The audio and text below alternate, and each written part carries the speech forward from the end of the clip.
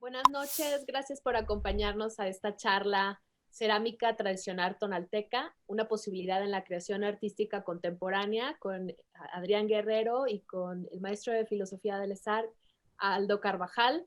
Buenas noches. Voy a leer la semblanza de Adrián Guerrero,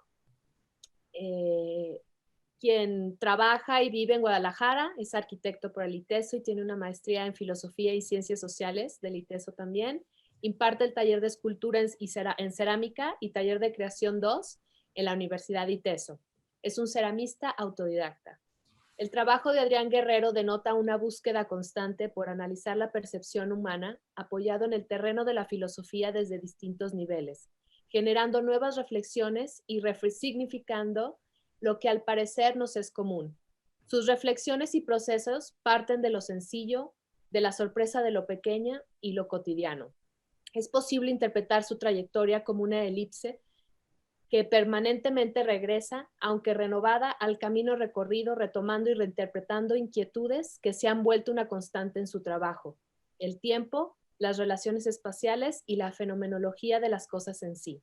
Sin dejar de lado su pasión por la cerámica en sus diferentes técnicas, crea piezas, objetos e instalaciones con diversos materiales, soportes, como lo son la fotografía, video, dibujo, escultura y pintura. Su obra forma parte de colecciones como Louis Vuitton Foundation, Museo de Cerámica de Manises, Valencia, España, Cerco en Aragón, España, colección de la Universidad de Guadalajara, MUSA, en Jalisco, México, Museo de Arte de Zapopan, en Jalisco, México. Desde el 2004 a la fecha ha participado en numerosas exposiciones, tanto individuales como colectivas, en diferentes ciudades de la República Mexicana, así como en España, Reino Unido, Estados Unidos, Venezuela, Singapur, Corea, Italia y República Dominicana. Pues bienvenidos los dos. Les Muchas cedo la gracias. palabra, Adrián. Gracias, Florencia. Pues primero que nada, perdón, Aldo, ¿ibas a decir algo? No, gracias, nada más decía Florencia. Bien. Pues primero que nada, Florencia, Aldo y comunidad de SARC, muchas gracias por la invitación a poder platicar con ustedes de este tema que me apasiona, que es la cerámica, en lo particular en Tonalá, que es donde me he construido. Quisiera agradecer también a la Secretaría de Cultura del Estado, a Proyecta, porque gracias a un apoyo que recibí recientemente, estoy también trabajando estos temas. No sé si quieras decir algo, Aldo, o... Sí, no, también te agradecemos que participes acá con nosotros, con los alumnos y la comunidad de SARC, porque particularmente nos interesa como el tipo de producción que tienes con talleres de cerámica que son, pues, como tu pieza lo dice, de oficio, ¿no? O sea, que son técnicas tradicionales llevadas a o aprovechadas para la práctica artística o para la producción de arte contemporáneo, que es en buena medida son algunas de las piezas que tú haces. Eso, la verdad es que nos interesa bastante porque pues hay que resaltar que tenemos una licenciatura en artes visuales, o sea, una licenciatura que está formando a profesionales en las artes que en algún momento van a producir, pues, o sea, esperamos que nuestros alumnos y los interesados en las artes puedan estar acá haciéndote preguntas, porque tienen de pronto muchas dudas sobre las técnicas tradicionales no solamente de cerámica, sino de tejidos y demás cosas, ¿no? Muchas gracias. Gracias, Aldo. Bien, pues después de agradecer, empezaré con esta charla que, como ya lo dijiste, Aldo, pretende provocar o detonar el voltear hacia nuestras riquezas artesanales que tenemos en Jalisco y en lo particular a la cerámica de Tonalá. Esta plática no pretende ser una clase de técnicas, sino más bien eso, poner en el mapa la pertinencia de usar técnicas cerámicas tonaltecas, el poder colaborar con artesanos y o desde el ámbito del arte contemporáneo, es decir, utilizar el arte contemporáneo, el oficio de la cerámica, perdón, como un respaldo más del arte contemporáneo. Pareciera contradictorio hablar al mismo tiempo de algo tradicional y de algo contemporáneo. Y justo es donde quiero comenzar. Porque esto no es contradictorio. En realidad, toda tradición, absolutamente toda tradición, en algún momento fue innovación. Es decir, alguien las puso ahí y a partir de su cultura, de donde fueron puestas, se siguió repitiendo esa manera de hacer las cosas y se convirtió después en una tradición, en una posibilidad por compartir. Y durante toda esta plática estaré siempre hablando bajo la veladura de estas dos palabras, de tradición y de contemporáneo, para lo cual me voy a permitir, digamos, describirlas de una manera desde el ámbito filosófico social para entenderlas un poco mejor y poder, digamos, poner la cancha para poder platicarles un poco de mi trabajo. Y también para hablar de esa pertinencia de usar los oficios tradicionales, como lo que ya dije hace rato, como un respaldo de arte contemporáneo. Hablar de tradición o de una tradición implica un lugar, un espacio, un tiempo y, por supuesto, un grupo humano. Hablar de tradición necesariamente implica hablar de una cultura. Y para entender qué es cultura, de una manera muy rápida, me voy a apoyar en dos autores. El primero, voy a parafrasear a Javier Zubiri y diré que la cultura es la manera de habérselas con las cosas de un grupo humano. Es el conjunto de respuestas comunes de un grupo humano ante su realidad. Y le voy a sumar a esto lo que Noah Harari en su libro de Homo Sapiens, cuando está definiendo justo a esas primeras sociedades, y dice así: crearon instintos artificiales que permitieron que millones de extraños cooperaran de manera efectiva. Esta red de instintos artificiales se llama cultura. Tal vez son dos maneras distintas de abordar la cultura y podríamos tener una charla completísima de qué es la cultura, una tesis doctoral y todo, pero voy a dejarlo aquí. Como esa primera parte de qué es cultura. Si bien la cultura se va transmitiendo entre sus integrantes de manera natural en las maneras de vivir, también existen una suma de rituales y oficios y en esas maneras de habérselas con las cosas que hacen que ese grupo social destaque o se particularice, determinando a la cultura. Ese transmitir la cultura generacionalmente, casi siempre en todos sus casos, es lo que después llamamos tradición, ¿sí? Vamos esbozando la tradición como una especie de entrega en este primer momento. Y ahí me brinco a tradición, otra vez desde el ámbito de Javier Zubiri, que, abro comillas, dice: tradición es reactualización, y en este caso, reactualización como sistema de posibilidades. Cierro comillas. Este sistema de posibilidades que constituyen definitoriamente el cuerpo social, o sea, es este sistema de posibilidades que constituye definitoriamente el cuerpo social en que cada uno de nosotros vive. La tradición es esa reactualización de posibilidades en cuanto a posibilidades. Ahorita tal vez suena demasiado filosófico, pero lo tengo que ir como aterrizando un poco. Un poco en palabras de Chesterton, que me encanta ponerlo porque es una manera mucho más de a pie. Él dice que la tradición es la transmisión del fuego y no la adoración de las cenizas. Y aquí hay una parte pues que puede causar mucha polémica, pero dividiría una cosa. Aquí cuando habla Chesterton, una cosa es la transmisión del fuego, la posibilidad de usarlo, y lo otro muy distinto es estar adorando lo que quedó del fuego de esa transmisión. Y aquí diría que es una cosa muy diferente. Una cosa es lo patrimonial y otra cosa muy distinta es la tradición.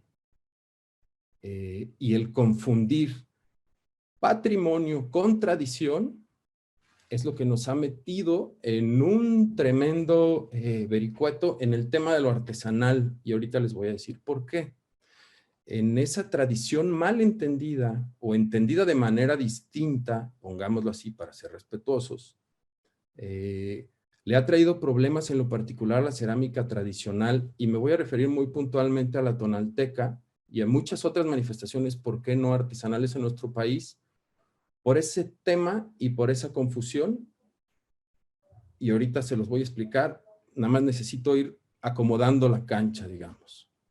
Vuelvo a repetir, una cosa es el patrimonio y otra cosa es la tradición. No se puede mirar a la artesanía en su totalidad como patrimonio, como muchos lo hacen. Se puede mirar como patrimonio a la artesanía que prevalece de otras épocas.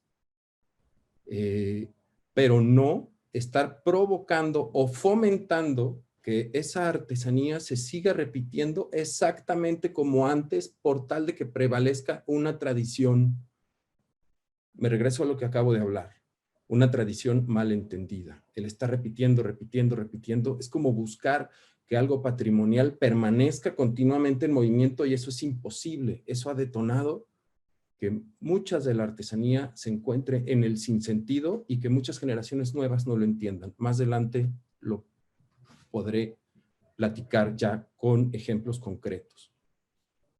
A partir de esto que les acabo de decir sobre la tradición, me surgen algunas preguntas, como ¿la tradición vista de manera errónea ha frenado la evolución de los oficios en lo artesanal? Esa sería la primera pregunta.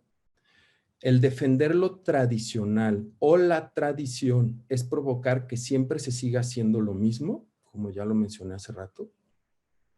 Hay una pregunta que, como todas estas tienen como la respuesta velada en la misma pregunta, es: ¿la tradición frena la innovación? Ojo, aquí no nada más en lo artesanal, ¿eh? Aquí podría haber una beta tremenda hacia el tema arquitectónico, hacia los patrimonialistas, hacia un montón de cosas. Y la última pregunta es: ¿tenemos siempre que embutir lo nuevo en paradigmas viejos? ¿De verdad? Muchas de estas preguntas creo que se responden casi solas, y daré ejemplos un poco más adelante de cómo esta tradición mal entendida ha provocado que en lo particular en la cerámica tonalteca se frenara en ciertos momentos en su evolución y en particular en su iconografía. Aquí voy a detener a hablar de tradición, ya lo frené y llegué hasta la cerámica. Me voy a brincar a hablar de lo contemporáneo. Recuerden que les propuse hablar bajo la veladura de la tradición y de lo contemporáneo. Y lo voy a hacer de una manera muy sencilla. A la luz de una frase de Agamben en el 2008, que dice así: es verdaderamente contemporáneo aquel que no coincide perfectamente con su tiempo ni se adecúa a sus pretensiones, y es por ello, en este sentido, inactual, pero justamente por esta razón, a través de este desvío y este anacronismo, es el capaz de poder percibir y mirar y aferrarse a su tiempo. La contemporaneidad es, entonces, una singular relación con el propio tiempo, de adherirse a él, pero a la vez tomar distancia. Es aquella relación con el tiempo que adhiere a través de un desfase, de un anacronismo. Aquellos que coinciden demasiado plenamente con la época, que encajan cada punto perfectamente con ella, no son contemporáneos, porque justo por ello no logran mirar su tiempo ni pueden mirar sobre el tiempo actual. Y un ejemplo tal vez muy fácil de esto es, por ejemplo, en el tema del vestir. Quienes visten de una manera muy contemporánea, si ustedes se fijan, siempre están como desfasados con el vestir actual o con el vestir común, si lo pudiéramos llamar así. Lo contemporáneo parece no pertenecer a este tiempo, pero a su vez está en una tensión comprometida con el presente. Y no nada más la manera de vestir, sino la manera de la arquitectura. En todos, el ser contemporáneo siempre es ser inactual, pero estar en la actualidad. No sé si me doy a entender. Digamos que siempre la mirada contemporánea es una mirada desfasada, una mirada de avanzada, en donde casi siempre, y no es que siempre, está colocado el artista o el punto de vista del creador artístico. Y por eso, el gran valor de poder contraponer o conjuntar la tradición con lo contemporáneo. Y por eso me regreso a tradición contemporánea. Me parece que perfectamente puede haber cosas muy contemporáneas en el tema de lo tradicional. Y justo ahí veo el valor de promover que así como en los últimos años ha habido muchos ejemplos de grandes diseñadores que se han adentrado en los oficios y han oxigenado de una manera muy afortunada las artesanías, también creo que el que los artistas contemporáneos ingresemos a ese territorio no solo oxigena el diseño, sino también provoca la reflexión de los artesanos, que seguramente se abrirán nuevos caminos y esto sucederá recíprocamente con los artistas que participen o se involucren en esta tarea. Esto puede abonar en mucho a que nuevas generaciones de artesanos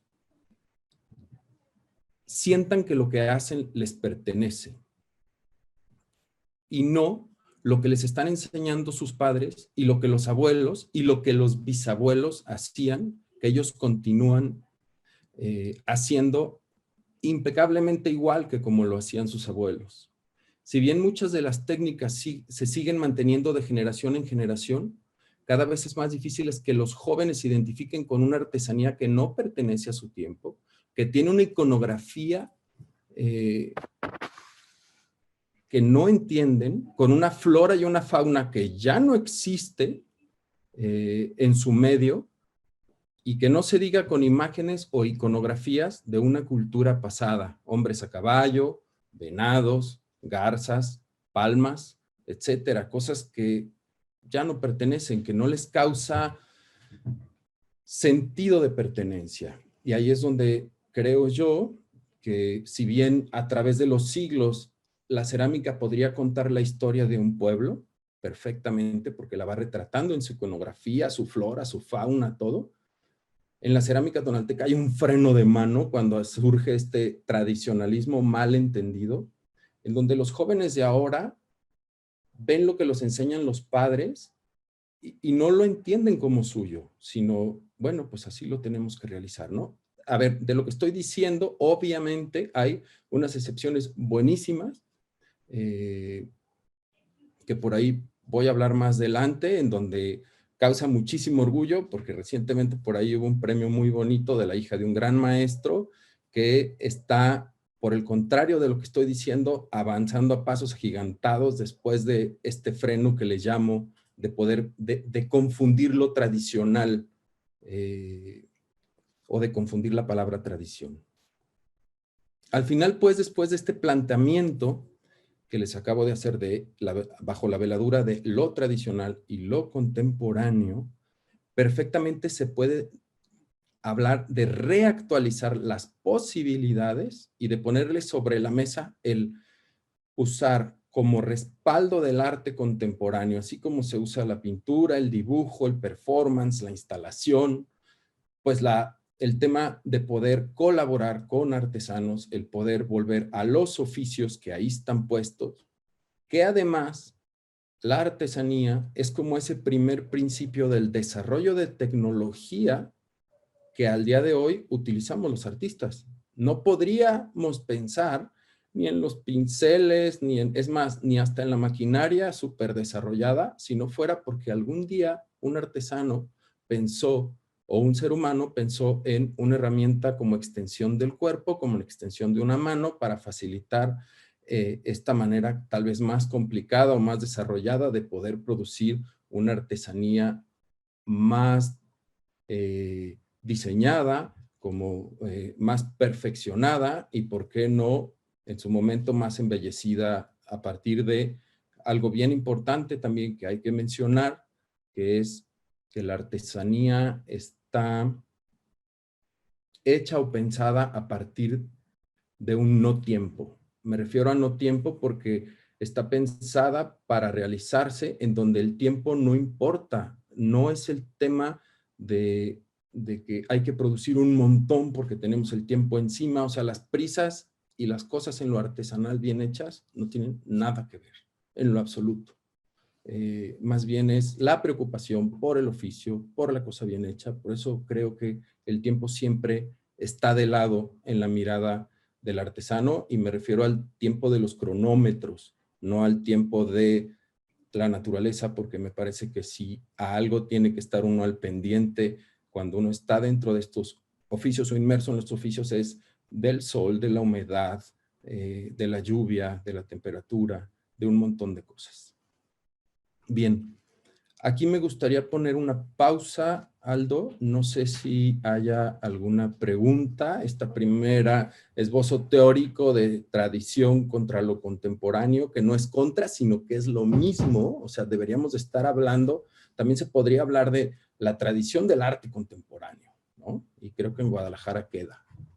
Sí, sí es curioso, Adrián, porque incluso las artes que mencionas que están así como ya bien definidas, bien delimitadas y que se piensan como algo que se debe de hacer de una sola manera, no tienen un, ¿cómo decirlo?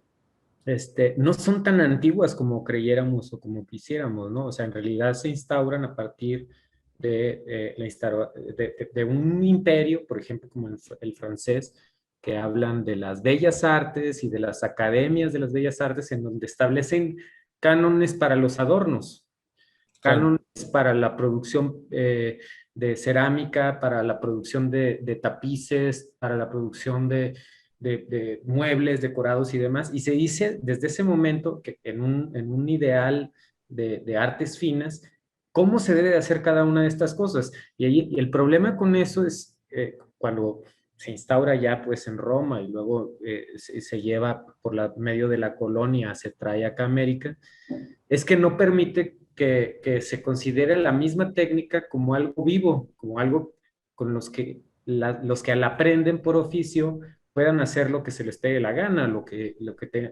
relacionándolo con su propia vida, su propio contexto. ¿Sí? Eso es paradójico porque también lo que vemos en la comunidad es que, en Guadalajara o en México, es que de pronto se ve ese tipo de producción canónica como algo inmaculado que no se debe de tocar, que no se debe de modificar, ¿sí? Y es grave porque no permiten que esa cosa se enriquezca, ¿sí? En cambio, en otras prácticas como más populares, donde ya no se tiene esa pretensión, se ve como la misma técnica es utilizada para hacer algo muy nuevo y maravilloso.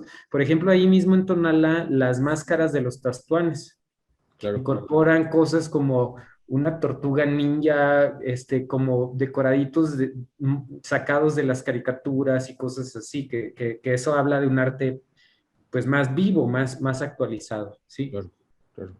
Sí. Sí, claro, y sobre todo también en esto que hablas, como en esta clasificación de decir, porque por ahí en esos tiempos un poco después está la clasificación de lo que es la artesanía y lo que es el arte, que después obviamente ya en nuestra época ya está como liberado esos cánones, ya estamos como en otro tema. A mí me parece, así como se ha logrado, por ejemplo, pues que hay muchos ejemplos como con la familia Shida, que ha recuperado el tema de los gobelinos, pues me parece bien importante el que esa vuelta, estoy hablando de lo local, a los oficios que tenemos a la mano, y más aún estando en una capital tan importante, hablando de lo artesanal y más de lo cerámico con el barro bruñido, que me parece la joya de la corona. pues que ahí están y que hay un montón de talleres y que hay un montón de profesionales haciéndolo y que perfectamente se puede convertir en un respaldo bien interesante. Sí, sí, a propósito de eso, el primer taller de Gobelino se da precisamente con el Imperio francés, con Charles Lebrun, ¿sí? Que instaura la Academia de las Bellas Artes y que con ellos decoran los palacios de Versalles. Ese es el primero que dice, vamos a hacer este taller sacado de los oficios, de la tradición y elevado a carácter de decorados de palacios reales, ¿no? Ya después, el de Carlos Ashida acá tiene otra historia, porque es un artista el que viene a construir este taller junto con Carlos, ¿no? Y tiene ya una historia distinta. Claro. Bien. Claro. Bien. Me gustaría ahora compartirles un poco sobre, lo voy a ir haciendo sobre la marcha, espero poderlo hacer de la mejor manera. Les voy a compartir 2 proyectos en lo particular en los cuales participé junto con artesanos, con los cuales estoy profundamente agradecido,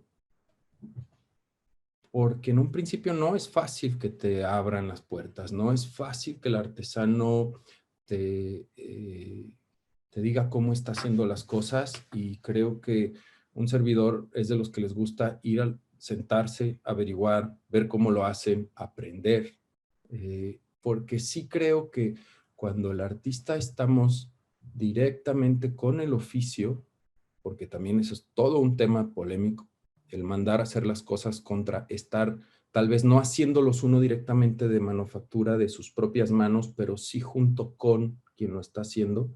El estar ahí atento a ver que las cosas sucedan, detonan mucho más y abren mucho más caminos que simplemente mandar a hacer la pieza. En este primer proyecto, en el 2011, que se llama Oficio, el Museo de Artes Populares de la Ciudad de México nos invita a una serie de artistas a una exposición llamada Artesano, de la cual se han hecho varias ediciones, en donde el tema es que participemos artistas de la mano de un artesano. Es decir, que haya una co-creación, un diálogo y lanzar una pieza o producir una pieza. Cuando a mí me llega la invitación, pues obviamente pensé en el tema de la cerámica y no pude como decidirme por cuál de los artesanos invitar a trabajar primero. ¿Y qué hice?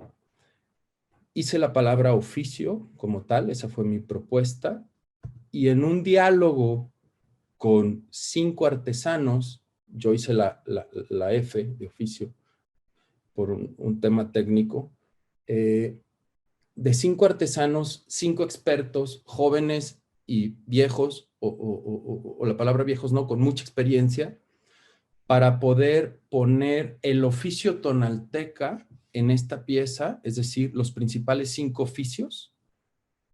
Y fue muy bonito porque fue un dialogar, el que cada quien mostrara su trabajo, el que aceptaran trabajar juntos.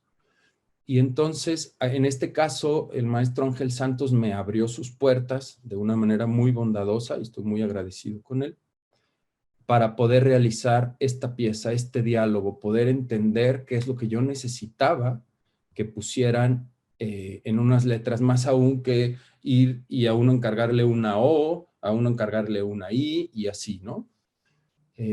Lo que yo les pedí después de que empezamos a hablar de mi pieza, porque además es súper bonito, el que aprende más, creo que es uno más que ellos, es que en la letra que a ellos les tocara pusieran la parte de su iconografía con la que más se identificaran, y que pusieran, porque algunos de estos maestros han hecho varias técnicas, y les pedí que hicieran la técnica de la cual habían aprendido, o sea, la que fuera más tradicional a partir de sus familias.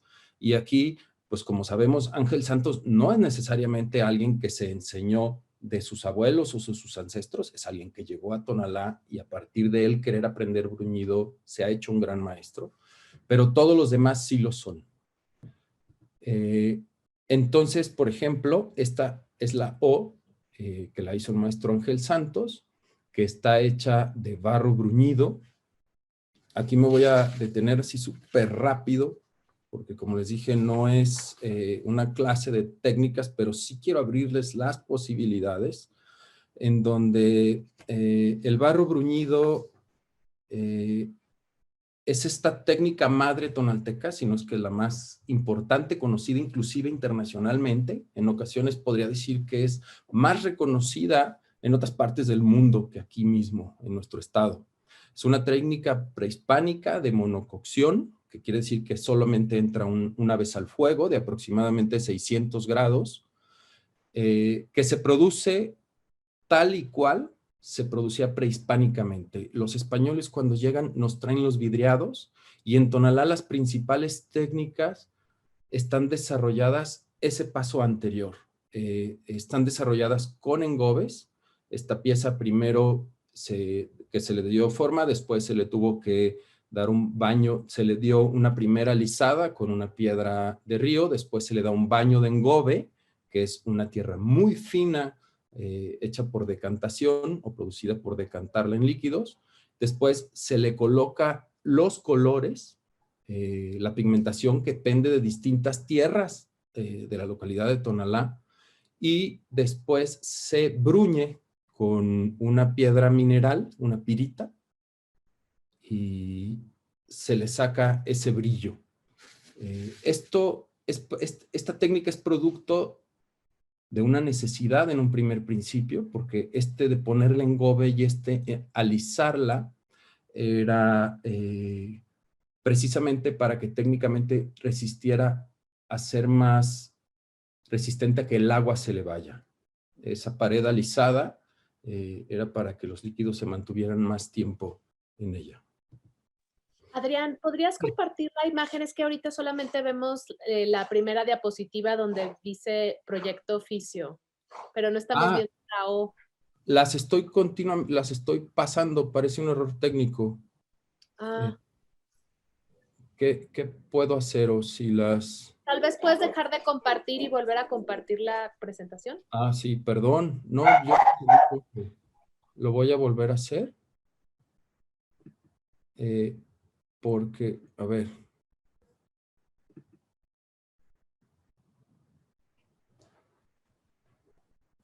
Aquí que están Ahora viendo. sí, estamos viendo, creo que un taller con artesanos. Ajá, ajá. Sí, ajá. Ya. Y es que por alguna razón, a la hora que avanzo la diapositiva, no la ven ustedes.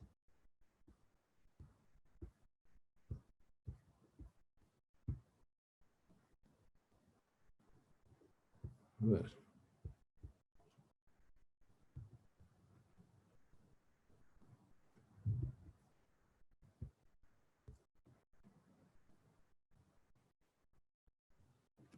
A ver, ahí ¿cuál están viendo? Están bien, dice oficio, está la pieza en una mesa y también estás con un Sí, grupo de es que eso me sucede, mira, estoy en esta y a la hora que intento cambiarla, no la cambia. Estoy en PDF, no sé si me pudieran apoyar compartirla desde con ustedes.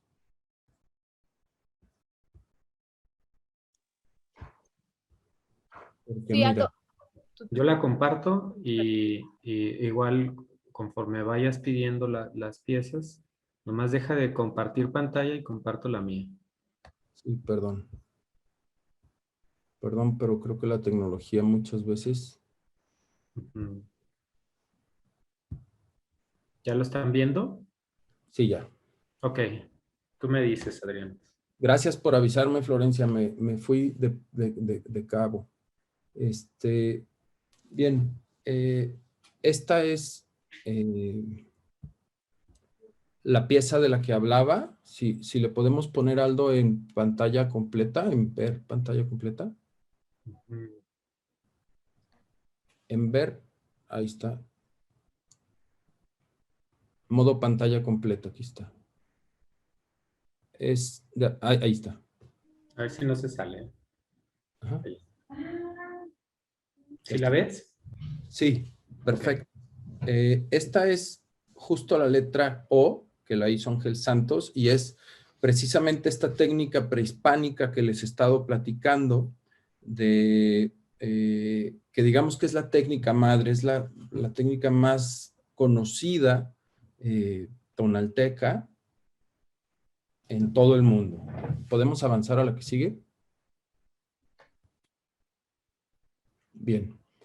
En esta pieza de oficio que les platico, la primera letra, la O, es barro bruñido, la F me la voy a brincar porque es vidriada blanca. La que sigue es una técnica que se llama barro bandera, toma su nombre de los colores que se utilizan, que son colores de la bandera nacional, y ahí también habla un poco de su tiempo, es decir, esta es una variación, se podría decir técnicamente, del barro, de estos primeros barros, tanto del canelo, que es la última O, como del primer barro bruñido, que después se hizo tradicionalmente como el barro bandera. La letra C está hecha en una técnica que se llama petatillo. Esta es una pieza ya vidriada, es decir, esto es una técnica posterior a lo prehispánico, mucho posterior a lo prehispánico. Esta parece ser que el petatillo es como de los principios del siglo XX y su nombre proviene de, en los espacios huecos, se hacen trazos a manera de petatillo en forma diagonal, que es lo que nosotros podemos ver en la imagen como más blanco. Si pudiéramos acercarnos, podríamos ver unas diagonales muy finitas hechas con pincel de un pelo, ¿no? Son líneas cruzadas. La siguiente pieza, que es la I, una antes de la O, esta está hecha en barro Vetus. El barro Vetus en su primera instancia estaba hecho después de hornear, se pintaba con anilinas naturales y después con un aceite que le decían Vetus, que era resina de pino disuelta en agua ras. Okay. Cosa que ya no se hace, técnica que se ha reactualizado y reoxigenado, ahorita van a ver más adelante, porque ahorita se utiliza vinílica, es decir, y se utilizan pinturas acrílicas, y se utilizan ya cosas que no entran a un segundo fuego. Esta es una técnica que se usa mucho en Santa Cruz de las Huertas, en Tonalá, y por ahí la familia Ortega, liderada por Gerardo, pues han seguido haciendo estos... me parece que estos son más oxigenados, no sé si lo recuerdan, estos bochos pintados de colores y estos perritos que están leyendo el periódico, que ahorita más adelante van a ver otros. La última O, ¿perdón? Los nahuales también, ¿no? Sí, claro, los nahuales, de hecho, qué bueno que lo mencionas, Florencia, vienen desde ese primer principio de esta técnica en donde el más importante de todos era don Candelario Medrano, en donde pues, por ahí andan sueltas unas fotos de unas piezas espectaculares de estos primeros nahuales y estos monstruos de esa iconografía tonalteca prehispánica, y que ahora los vemos y tienen unos colores que distan muchísimo, que puede ser que hayan sido similares a esta letra I, o sea, muy vivos, y que el sol se los ha comido por el tema técnico, ¿no? O sea, ahí se han intemperizado. Esta técnica en los años 60 se hizo muy, muy popular. Y al último, la letra O, este es del Rosario, es el barro canelo o loza de olor, ya que es en el que hacían estos botellones, no, muchos recuerdan estos botellones redondos que tienen un vaso encima y que huele muchísimo. Este barro canelo todos los colores y toda la coloración surgen de un mismo tipo de tierra. Nada más que entre más diluida esté, tiende más al canela claro, entre más concentrado esté, se vuelve hasta morado. Todo esto a partir de engobes.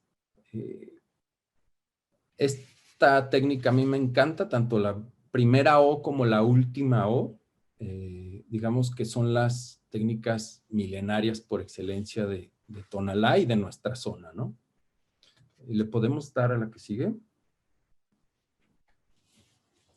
El siguiente proyecto se llama Posibilidades de Origen, hecho en el 2016 a partir del apoyo de un proyecto de gobierno del estado y gobierno federal, PECTA, en el cual Aldo me hizo favor también de ayudarme como asesor.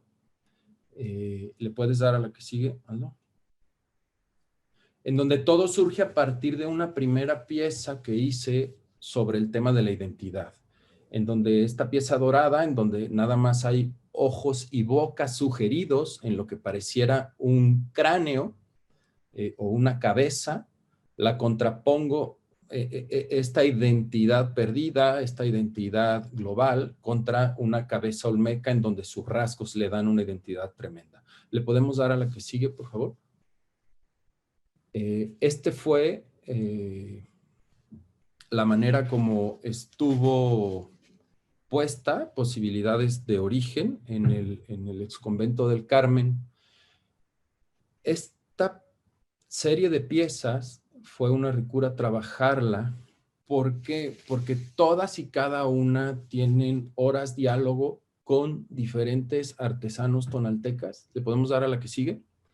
En donde a cada uno le pedí que por medio de su iconografía y de su técnica le pusieran su identidad, qué es lo que más los identificaría o cómo le devolverían la identidad. Y lo único que les pedí es que por favor no le pusieran, que era su tentación primera, ojos y boca, sino que realmente colocaran ahí una iconografía que fuera de ellos.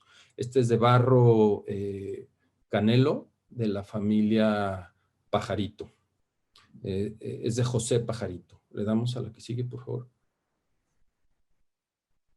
Esta es de Pablo Pajarito, a quien... esto es un nahual con una luna, que es una constante en su iconografía. Y Pablo Pajarito es uno de los pilares o de los personajes del que más he aprendido, aparte de mi papá, de la comunidad artesana tonalteca. Podría también decir que Ángel Santos también ha sido un pilar. Ellos me han ayudado a estar y a decirles, oye, ¿y esto con quién? ¿Esto con quién? Y la verdad, Pablo ha sido muy bondadoso en abrirme las puertas de muchas de sus amistades y de grandes maestros tonaltecas. Aquí podemos ver cómo en el barro canelo todo está hecho con el mismo pigmento concentrado distinto. Podemos ver lo más oscuro, que sería donde está muy concentrado, y lo más clarito es donde está esa misma tipo de tierra, ¿no? Eso a mí se me hace una maravilla, poder pigmentar con una paleta tremenda a partir de un solo tipo de engobe. ¿Podemos darle a la que sigue?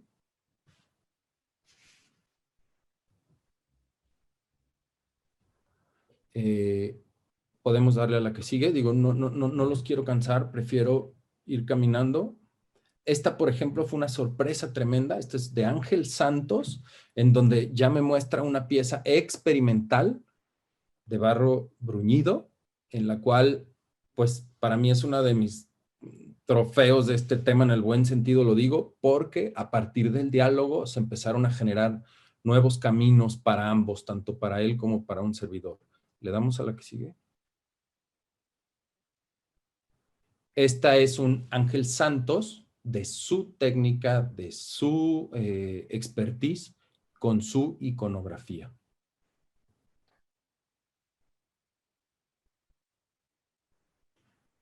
Esta es una pieza de Luis Cortés,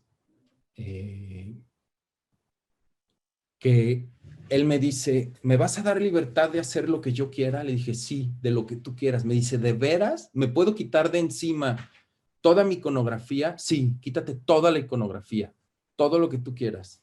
Y a partir del quítate todo lo que quieras, él hace esto, él escoge los colores, él escoge las formas. Al final, si nos vamos a verlas, es una pieza bastante abstracta, pero son unas volutas nada más cambiadas de tamaño, pintadas con otros colores que no son los que siempre, y resultan estas cosas que la verdad, esta pieza en lo particular está en mi colección, y creo que son de esas cosas muy ricas que se pueden detonar en aprendizajes hacia ellos y hacia un servidor. ¿Le damos a la que sigue? Esta es petatillo, como podrán ver la luna, ahí se muestra el petatillo, esa es la técnica. Esta es vidriada. ¿Le podemos dar a la que sigue, por favor? Esta pieza es... perdón, un segundo. Es de Fernando Gimón, gran maestro, lo admiro un montón, está joven, es el que hablaba hace rato que su hija acaba de ganar un premio muy importante en cerámica y están en el tema de la innovación y están en el tema de poder explorar nuevos caminos. ¿Le podemos dar a la que sigue? Esta es de Fernando Ortega, Gerardo Ortega, perdón, el que les comentaba que ha reoxigenado y ha caminado un montón por lo que es de calendario Medrano primeramente hizo y luego lo está usando ya con materiales nuevos.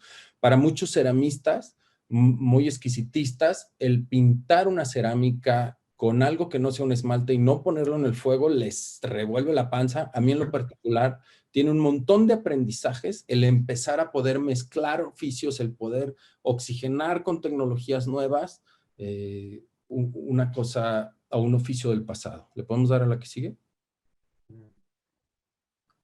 Esta es de Óscar Ortega, que con toda libertad puso ahí su perro leyendo el periódico.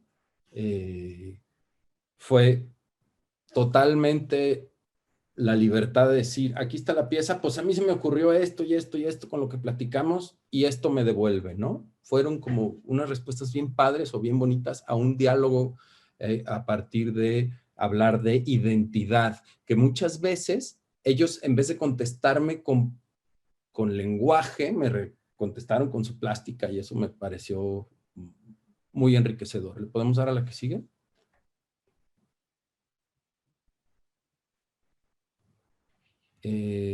Esta también es una pieza bruñida, en donde como podrán ver también está la iconografía,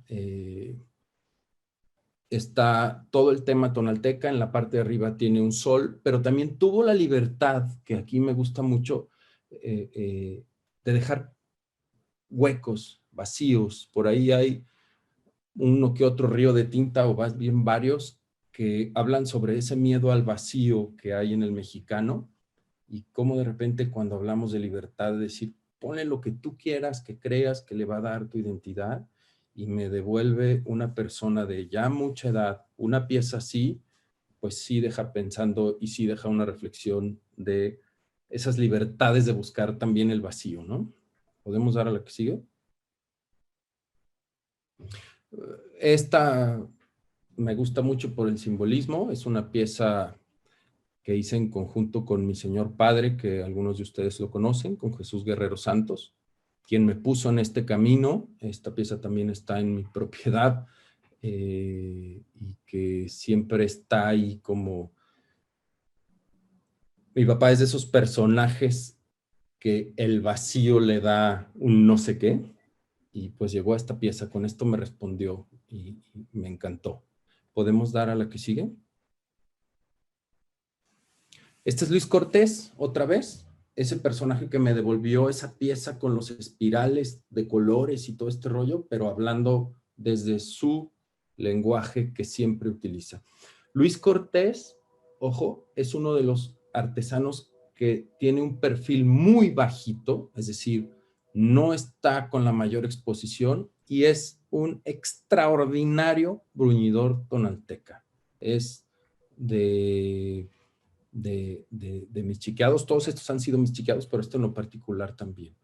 Esta pieza es de la esposa de Fernando Gimón, que es de María Elena López Suárez.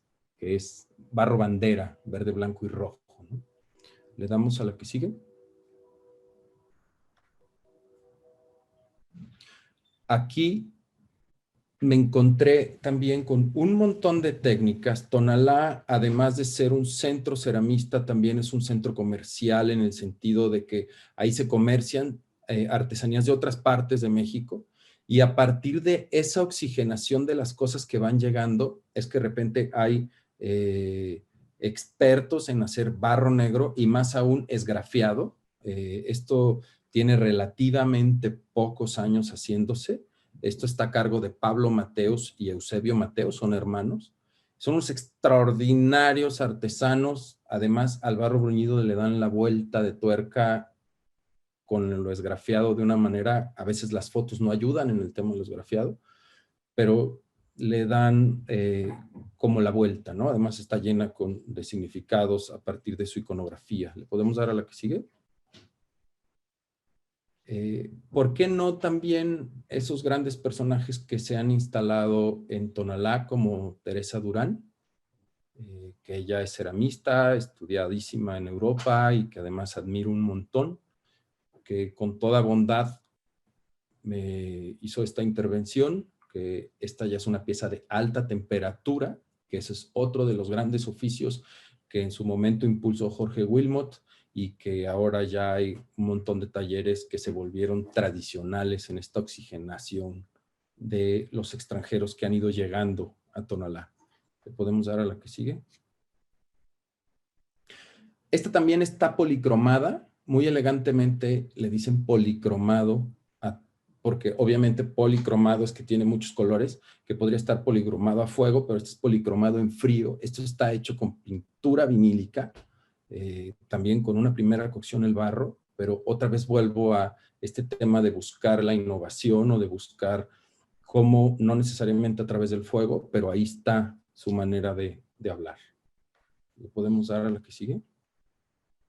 Bien. Con esto cerraría mi intervención. Toda técnica es técnica del cuerpo, diría Merleau-Ponty, o procede de.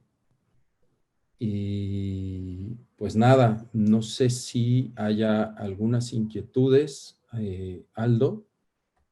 Si no, al final, no sé si hay alguna inquietud, que si quisieran preguntar algo, que platicáramos en lo particular sobre alguna cosa, y si no, nada más cerrar un poco con lo que estoy trabajando en la actualidad, ya sin imágenes, pero Sí. prefiero ver si hay alguna Y inquietud. quizás solo señalar, Adrián,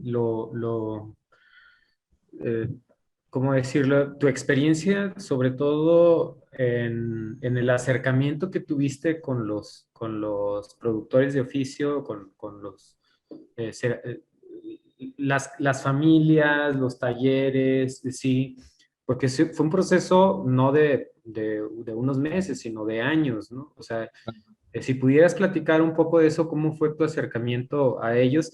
Porque también ahí está implícito todo esto que ya sugeriste, pues que hay de pronto como técnicas guardadas con mucho celo, de pronto que no quieren compartir nada porque creen que el otro se los va a copiar y que es privativo de ellos. Sí, sí hay bastante de eso, pues, sí. Otros, quizás, no sé si los más jóvenes o los que llegaron después, que no son de esas familias tradicionales antiguas, que están como más abiertos, que son más generosos, pero que también se encuentran con esas resistencias en Tonalá, pues. O sea, primero, entonces, ¿cómo fue tu acercamiento hacia ellos y cuál fue como tu experiencia? Porque pues bueno, conociéndote a ti por un lado, me parece que pues hablas muy bien de todos y está súper bien, sí, pero no todo es tan simple, pues, o sea, no todo es tan fácil, pues, acercarse a un productor de oficio, ¿no? Mira, Aldo, creo que hace unos años bastantes, como tengo 30 años metido en el tema de la cerámica y 30 años en el tema del contacto directo con Tonalá, pero hace unos 15, 20 años te podría decir que era bien difícil, que ciertamente tocar la puerta de un gran maestro, artesanos como los que me he referido y de antemano, si alguno de ellos me está escuchando y no lo mencioné en las piezas que estoy haciendo, de todos estoy súper contento, es que antes todo era con celo, todo era súper guardado, y cuando ellos mismos se han dado cuenta que ellos han evolucionado a la hora que tanto los diseñadores como los artistas hemos estado trabajando junto con ellos, creo que las puertas están abiertas. Creo que ya no es tan difícil. Ciertamente hay que buscar el camino.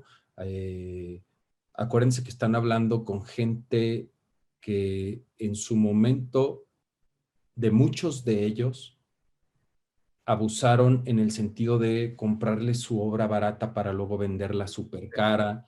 De muchos de ellos les plagiaron. A muchos de ellos, o sea, lo voy a decir en esas palabras, la burra no era arisca, ¿no? Claro. La hicieron, pero yo creo que en eso ha avanzado un montón. O sea, te podría dar un montón de nombres. Creo que todos los que he mencionado están totalmente abiertos. Luis Cortés, Gerardo Ortega, Pablo Mateos, Pablo Pajarito, la familia Pajarito, son personajes como que ya pasaron o ya brincaron eso. Sí me gustaría hacer hincapié en algo. Creo que cuando, y creo que ha sido mi caso y el caso de los diseñadores muy profesionales que ahorita están colaborando, es darles su lugar, es lo más importante, tanto como seres humanos, como también permitir que ellos propongan, sino para qué estás yendo con ellos, ¿no? En todos los casos siempre es como abrir el canal del diálogo. Ellos también son creativos, ellos también son, al margen de que obviamente ellos son seres humanos, hay que darles una importancia tremenda. Si algo he aprendido yo es la calidad humana, si algo he aprendido es a compartir. Si la gente que tiene contacto con la tierra todo el tiempo, como son los artesanos, tiene otra manera de mirar la vida súper padre. Ok, sí me ha tocado tener alumnos que son hijos de artesanos y que ellos siendo hijos por las cosas que ven con su familia y con su taller, de pronto sí tienen ¿cómo decirlo? Como muchas preguntas y de pronto preguntan por qué los artistas sí producen y sí venden a esos precios y por qué mi papá no, por qué el taller de mi abuelo no. O sea, sí hay como cierto, o sea, preguntas que son hasta legítimas, ¿no? O sea, se están preguntando, aunque no son ellos los que están produciendo, pero han vivido pues esa no sé cómo llamarlo, como marginación, por decirlo así, este, y, y, y, y ahora como estudiantes de artes o como estudiantes en la universidad, sí, se preguntan de cómo le pueden hacer ellos o cómo le pueden hacer sus padres para poder meter piezas al mundo del arte, pero ya con el reconocimiento de ellos como artistas. Sí hay una pregunta constante de eso, Adrián. No sé si tienes una opinión al respecto. O Hijo, sea, más allá de que sea como el artista encargando piezas, así de que llego con mi cartón y háganme un gobelino o llego con mi diseño y háganme una cerámica, sino el reconocimiento de ellos ya como artistas, que es una pregunta constante, además. creo que ha cambiado un poco. O sea, sí creo que yo creo que sí es una constante. Ha avanzado mucho, ha evolucionado. Gran parte de los artesanos han aprendido a cobrar. Gran parte de los artesanos han aprendido, evolucionado sus diseños para poder llegar a otros mercados. Yo sí creo que empiezan los tropiezos cuando un artesano de carrera, no por hacerlo menos, sino más bien por saber dónde colocar su pieza. O sea, un artesano en una feria de arte contemporáneo, pues como que no encaja por el tema, ¿no? Pero un artesano perfectamente puede estar en una exposición de fine art de cualquier parte del mundo, ¿no? Y también yo diría, hay una responsabilidad tremenda, pero tremenda, de dos puntos más. Uno es el artesano que no sabe cobrar y darle el valor, que ese es el punto. Otro es que la gente no lo paga. A mí sí me da coraje, lo voy a decir con todas sus letras, se me hace una, no puedo decir malas palabras aquí, pero que, ¿por qué la gente se anima a regatearle a un artesano por automático, por ejemplo, y no regatea cuando va y compra un Mercedes-Benz o cuando va y compra a Walmart o cuando va y compra a donde ustedes quieran? Eso es una parte, o sea, gran parte de la culpa también está en que la artesanía se ha colocado socialmente por debajo y también mucho tiene que ver, ¿por qué no?, las políticas públicas. Claro, claro. O sea, el mismo gobierno a través de décadas y sin un montonal de años no los ha promovido de la manera de colocarlos a cierto nivel. Digo, sí lo han, no puedo generalizar porque ha habido grandes promotores, pero sí creo que es la suma de políticas públicas, de que quien compra los tiene como ese salirse de la artesanía de lo utilitario, ya sabes, porque lo utilitario respondía a que antes eso era lo que usaban. O sea, es decir, querías un vaso, tenías que recurrir a lo artesanal. Ahora ya llegó la competencia. Ahora podría ser al revés, que es lo que está sucediendo con muchísima gente que yo admiro un montón y que está diseñando, en donde esos vasos hechos a mano, bruñidos y puestos y hechos por Ángel Santos, están puestos en una boutique súper Catrina en Guadalajara o en cualquier parte del mundo, y la retribución, que ahí es una parte bien polémica, ya empieza a ser más justa. Okay. Sí, me acuerdo mucho de cuando hiciste esta serie de piezas que trabajaste con, no sé si recuerdo que fue con Pajarito y que le asesoraste un poco o gestionaste un poco para que metiera alguna pieza en una bienal. Sí. Claro, creo que también eso toca, ¿no? O sea, y no nomás con él, sino con varios. Hay un montón de bienales de cerámica en todo el mundo, tanto en todos los ámbitos, desde lo utilitario, lo artesanal y el arte contemporáneo, y hay un montón de oportunidades. Y en lo particular con Pablo he tenido la oportunidad de aventarlo un poquito a que se anime a los concursos, y que también podría ser, desde ahí creo, apoyos de políticas públicas en donde en vez de apoyar a los artesanos con dinero, como siempre se ha hecho al viejo estilo, y no voy a decir Sí, claro. por ondas, Pues folclórico y pero siempre asistencialista. se les ha visto como el folclore, como lo del pueblo, como siendo tan sofisticado. El otro día en una plática decíamos, a ver, el tequila era la bebida de los trabajadores y ahorita es la bebida más cara, ¿sí voy? O sea, se sofisticó tremenda. O sea, es decir, sí hay caminos, sí hay maneras. Depende todo de un montón de las políticas públicas y un montón de los artesanos. Ahora, hay grandes esfuerzos de artesanos que también son súper loables, como el grupo de Herencia Milenaria, que son impresionantemente organizados y que han ido caminando. Ha habido pues gente muy interesante. Está el instituto, ya no se llama Instituto de la Artesanía, siempre se me olvida cómo se llama, por parte del gobierno, que ahí va, y creo que hay muchas cosas por proponerles, por abrirles, y yo sí creo que el promover esto entre los artistas contemporáneos es una manera de oxigenarlos, tanto a los artesanos como a los artistas, porque de verdad los artistas, en lo que a mí me toca o respecta a los artistas que he estado acompañando, que están en formación, pues siempre andan volteando hacia las revistas, hacia las expos importantes, hacia el lado de qué está haciendo el artista importante, hacia allá, hacia arriba, lo podría decir, o hacia un lado, para no decirle hacia abajo a la hora de mirar a los oficios, porque me estoy siendo víctima de mi propia crítica, sino que miren ahora hacia allá también, hacia lo social, hacia nosotros, hacia nuestras raíces, a lo que empoderarnos de lo que nos está dejando una tradición. Sí, claro. Sí. Bueno, algo con lo que quieras cerrar, Adrián, que quisieras ya finalizar tu charla, pensando en que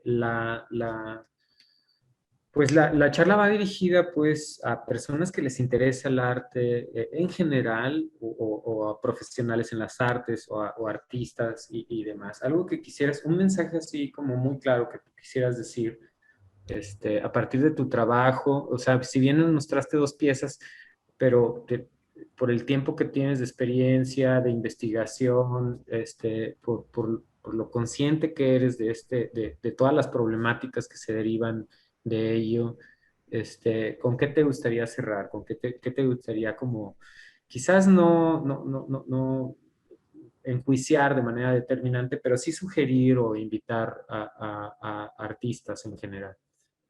Eh, pues a la hora que me preguntas todo eso se me viene un montón de cosas que hasta podría Sí, sí, ser sí. una tesis doctoral, pero a lo que voy o con lo que cerraría es que pierdan el miedo a acercarse a los artesanos, pierdan el miedo a ir a buscar en las casas en Tonalá principalmente, pierdan el miedo a meterse a los libros, a internet, ahora que está muy fácil, pierdan el miedo a todo ese montón de oficios y yo estoy seguro que van a surgir un montón de genialidades de creación a partir de recargarse en esos grandes maestros que están ahí, ¿no?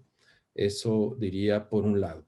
Otra cosa con la que me gustaría cerrar de una manera súper breve es decirles que ahí estoy, mis datos están con ustedes, con ESARC, estoy en las redes sociales como Adrián Guerrero, y que estoy abierto a apoyar. En verdad, soy un apasionado de estos temas, que si alguno o alguna de ustedes necesitan o quieren apoyo para entrar al mundo artesanal, con todo gusto. Actualmente estoy apoyando 4 proyectos muy interesantes y que están las puertas abiertas de mi persona y de mi estudio para experimentar en estos temas.